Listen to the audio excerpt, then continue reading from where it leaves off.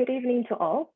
My name is Iris from the C-Focus Programs team, welcoming you to C-Focus 2021's Gallery Webinar Series, where we invite participating exhibitors to present a live digital event to our audiences.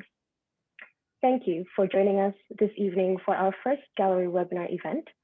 Our first presentation today is from Yeo Workshop, a leading art gallery based in Gillman Barracks, Singapore since 2013. It is at the forefront of cutting-edge contemporary art and committed to curating avant-garde, unique, and insightful exhibitions and online engagements, such as a video festival, as well as producing gallery-based and guiding research. This evening, they will be taking us through the digital world of Sarah Choo Jing.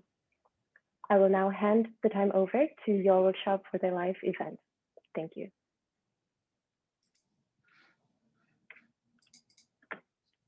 Hi, everybody. I hope you can hear me. I'm Sarah Choo. One second, there's a bit of an echo. Okay, so my name is Sarah Choo and I am a multidisciplinary fine artist. I'm here today representing Yeo Workshop. I'm one of the artists that's working with Audrey. Thought to introduce myself first and some of my works before we take some questions maybe. Okay, so a little bit about myself. I see myself as a multidisciplinary fine artist, as I have introduced myself before. And a lot of my works integrate photography, video, as well as installation. Most of my pieces depict very identifiable moments and characters within contemporary society. So with the very first work that I want to introduce all of you, it is titled The Hidden Dimension, and it is a immersive installation, video installation that spans 320 degrees in a room. This was created in 2013. So what you're looking at right now is a video piece without the sound. All of my video pieces do have sound. It's just that I'm not able to play the sound over this webinar because I don't want it to be too distracting. Okay, so for this piece of work, I was really intrigued by the theme of solitude and what more in this context today, right? So I see how solitude has become really a very significant issue in today's society. And I find that it's pretty, I would say, ironic when we're contrasted with such a highly populated city like that of Singapore. So I began to ask, how is it possible that despite being surrounded by so many people in Singapore, in such a big city, we are so much so alone? And with this piece, I suppose that's something that I was really reflecting upon. In my second piece of work that I want to really take you through, you would notice now I'm not showing the entire duration of the video because of time. Okay, so this second piece of work, I will also be showing an excerpt. It is titled Waiting for the Elevator. So in this piece of work, I am beginning to, I suppose, observe individuals at other locations besides that of the home. So here, really individuals at various void decks across Singapore. So what you're looking at is a composite of documentation across the different parts of Singapore, such as that of Tampines, Hougang, also in the west, and then some other parts in Bukit Batok. And then I'm representing them into this panoramic space that almost exists everywhere in Singapore, but nowhere at the same time. I suppose for this piece, I was really interested in the term of the void deck, how the void deck is usually referred to the ground floor of HDB blocks and how it's kept empty most of the time, or well, left as a space where people can be encouraged to interact with one another. However, in this instance, I suppose I was really intrigued by how the lack of interaction between individuals, and also how all these spaces begin to form their own narratives. So when talking about accumulation of different fragments as presented in the two works, right, they are all stitched and started together. I think it is very apt that I bring up another piece of work that I have created recently titled Nowhere Near. This artwork was exhibited at the Art Science Museum last year till approximately late December. Yes. So Nowhere Near depicts a panorama and a composite across different cities. So rather than looking really inward at Singapore right now, I think during this period of time where I was creating that work, I was traveling a lot more, moving in and out of different cities, Paris, London, New York. And what really surprised me was how every single city, even though they're different, they are evocative of the same kind of mood, and also a sense of quietness. And that was something that I really wanted to bring across. So for this piece of work, Nowhere Near, you would see isolated characters. If you have been to Paris, London, New York, you would already start to notice through the details on the buildings, the brick walls, the street, what's used for the street pavements. And I really wanted to create a potential narrative that exists everywhere and nowhere all at once. So for this piece, I also started to think a little bit more about gray areas, kind of moments in between. So why gray areas? Gray areas, kind of referring to, well, is this a still image? Is it moving? Is it staged? Is it documented? Is this a photograph? Is this a video piece? And for me, I think being situated in this kind of, I would say, for lack of a better word now, gray area, opens up more opportunities for kind of conversation about what the work could be conveying. So when reflecting upon the human beings in this manner, in this case, I'm documenting characters again, yes, and they are unaware, but I began to be a little bit more conscious of their body movements, the subtle body movements, the slight slouch, the subtlety in the way they are perhaps swaying, kind of leaning on the ledge. And I'm very enticed by that, I suppose, with this work. So I've been talking a little bit about human beings or people as performers, conscious and subconscious, right? Conscious, well, some of them are directed by me, subconscious when they are on the streets, right? So people as performers, I think at this point right now, as I started to evolve in my practice, I also began to reflect on this idea of the rehearsal. Why? When looking at performers, this time specifically cultural performers, cultural dancers, I began to see that what really connected a lot of them is that of the rehearsal. So the rehearsal is not the formal performance, right? It's repeatable. It's likened to an experiment, and it can turn any space into theatre and vice versa. So when practicing, the theatre is no longer this domain of seeing and being seen. And I think this is so interesting that suddenly, the rehearsal takes on a whole life of its own. And so Art of the Rehearsal is a piece that is not documented. It's a piece that is commissioned by the National Museum of Singapore. So this was shown at Gallery 10 at the National Museum of Singapore, more recently at the Chrysler Museum of Art. And here I'm really seeking to bring out the consistent determination of the performers. The emphasis here, if you are looking at the work, or you're observing the piece, or if you have even gotten a chance to see the piece, the emphasis is really on the process rather than this final outcome. Okay, and then bringing you through, I would say I think I have about 2 or 3 more works that I'd like to talk about before I open up the floor to question and answers. Working with performers, I think following from the previous works is very intriguing, okay? So there are times that it's very contrived and very obvious that they are in front of a camera, they're very conscious, right? It is very deliberate on the part of the actor, actress, as well as myself as an artist.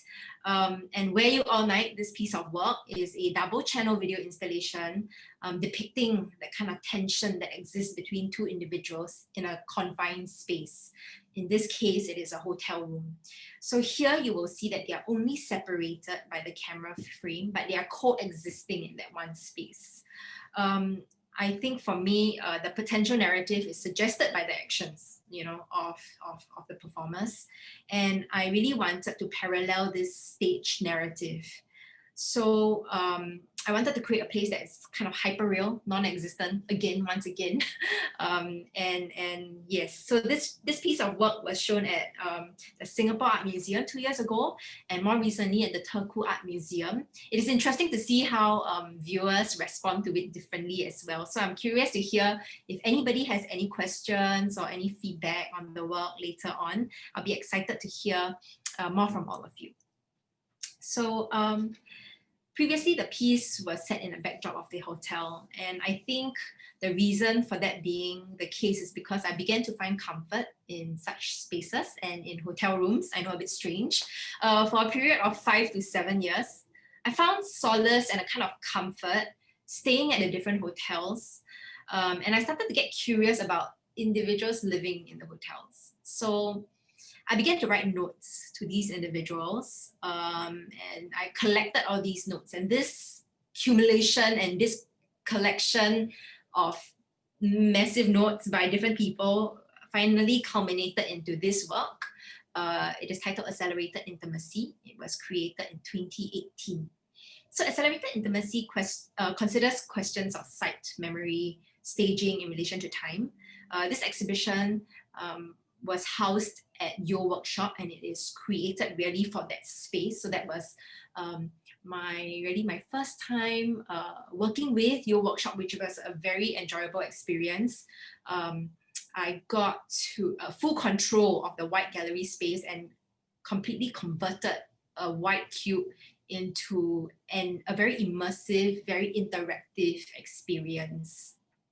What you're looking at now, or soon, is a documentation of accelerated intimacy. So you will see that here, there are individuals within different rooms, but these videos that are recorded have been projected onto acrylic structures and furniture.